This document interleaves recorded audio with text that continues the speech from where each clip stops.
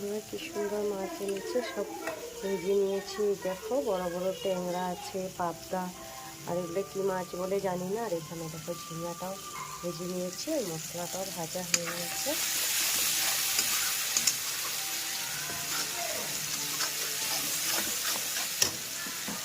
ঝিঙাটা ভেজে রেখেছিলাম, এটা দিয়ে দিলাম।